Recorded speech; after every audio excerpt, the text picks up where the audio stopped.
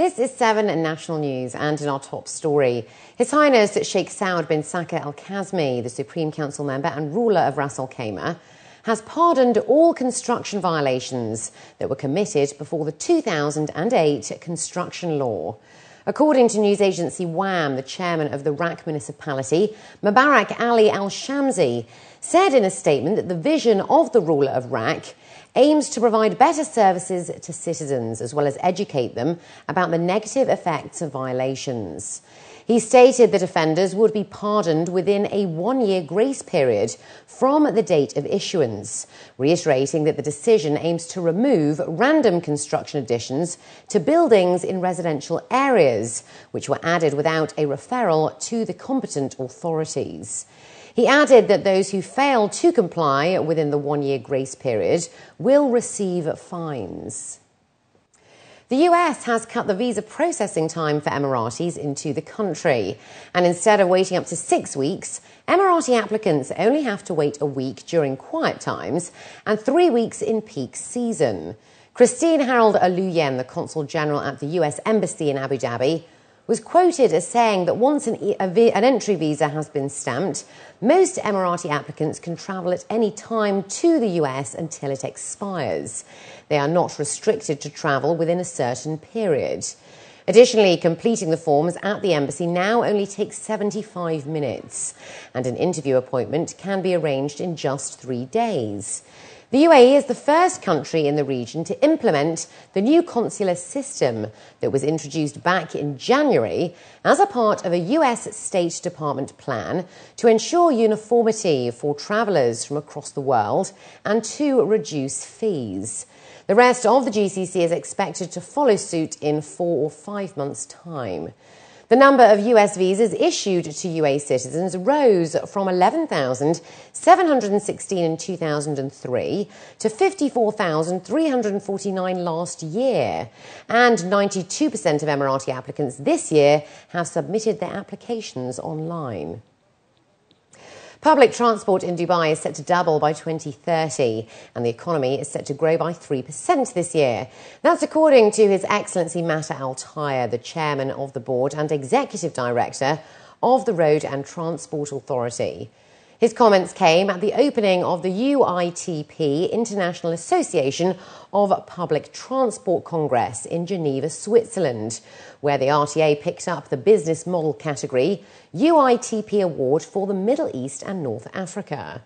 Al-Taya stated that passenger movement stood at 12% in 2012 and that the population in the region is expected to double in 33 years' time.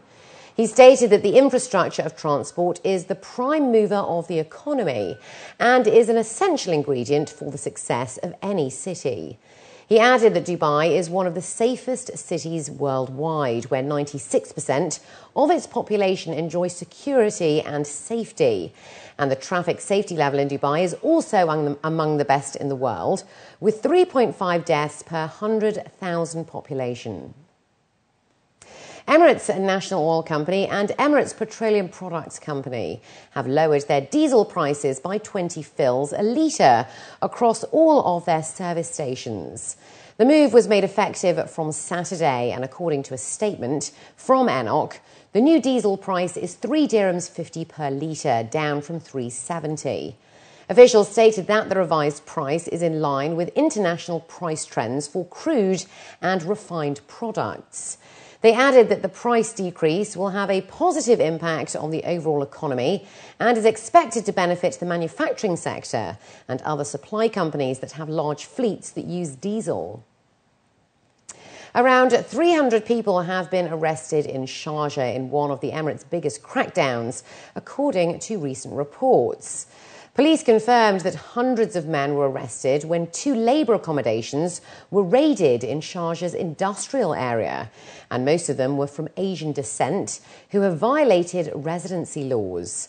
The police stated that the labour accommodations had been misused to shelter illegals, which comes off the back of hundreds of other illegals that were caught in Industrial Area 6 in Sharjah mid-May. Those who employ illegal workers or allow their workers to take up jobs with other employers face a fine of 50,000 dirhams per person, and on the second offence, a 100,000 dirham fine per worker, plus a jail term. The International Day for the Protection of Children has been seen in many countries since the launch of Children's Day on June the 1st in 1950 by the Women's International Democratic Federation. In Dubai, hundreds of shoppers and residents joined in the celebration of Children's Day at the Mall of the Emirates over the weekend. Organisers from the Chinese Women and Children Committee, together with the Dubai Women's Association, say the annual event celebrates children across the globe. His Excellency Zhan Jingbao, the Consul General of the Chinese Consulate General in Dubai, attended the event and addressed the crowd. Following the programme's success in 2012, which was more Chinese community-centred, organisers say they expanded this year's event and made it inclusive by featuring children from different nationalities. Anna Mansour, the Associate Director of Mall of the Emirates, says the second edition reflects the UAE's diverse and multicultural society, a vital element to children's development and identity. We as adults, we are here to support the children, and this is what every adult needs to feel, about their kids and the future of this country. And as you know, it's everyone's vision, it's UAE's vision that the children, they grow and they understand their culture, especially their original culture. It's very important for them to keep that within them. So that's the reason Mall of the Emirates is supporting the children and the International Children's Day. We don't want our kids just localized in the Chinese community. We want them to open eye, to observe the different cultures, to learn from other national cultures. Song and dance from various cultures included traditional Chinese and Emirati numbers, as well as a fashion parade. Shoppers and residents said that as well as the entertainment, the event enriched the children as well as the community.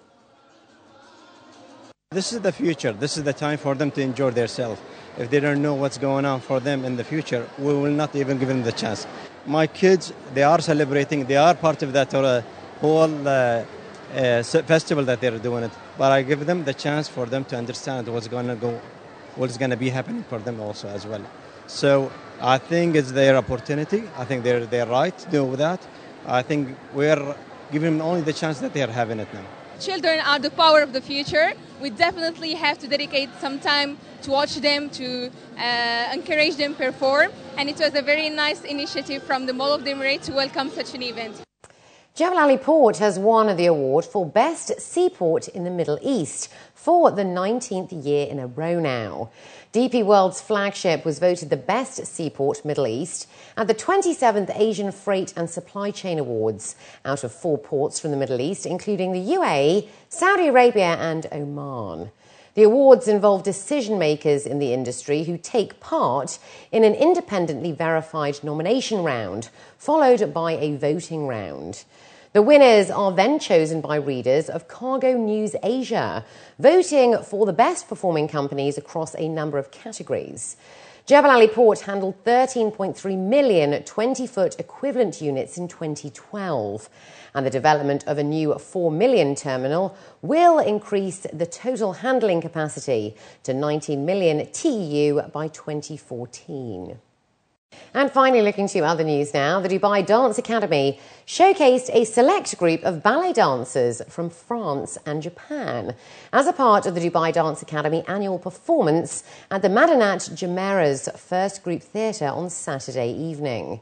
Dubai's best young ballet talent was also showcased, where excerpts from popular ballets such as Paquita and Sleeping Beauty saw dancers from 4 years old to adult demonstrate their ballet skills from the intensive training program from the Dubai Dance Academy. The students also wore tutus that were specially tailored for the event in Japan. Guest dancers from the Paris Opera National Ballet included lead dancers Sabrina Malem and Fabienne Ravillon, who are a part of the new generation of dancers. Meanwhile, guest dancers from Japan included Mio Kondo, Minami Suzuki and Miki Weatherford, who performed a comical piece called Tournament Gallop. Academy Director Raiko M. Chong stated that the annual show is the perfect chance for talented young dancers to become impressive and confident performers, and that it is important to introduce them to a close-up of international standards of ballet. Well, I hope they enjoyed our children and members and guest dancers from France and Japan. Dubai Dance Academy teaches French method based on Paris Opera National Ballet in France. Very academic, and then basically very clean, proper work. Yes. I would say academic.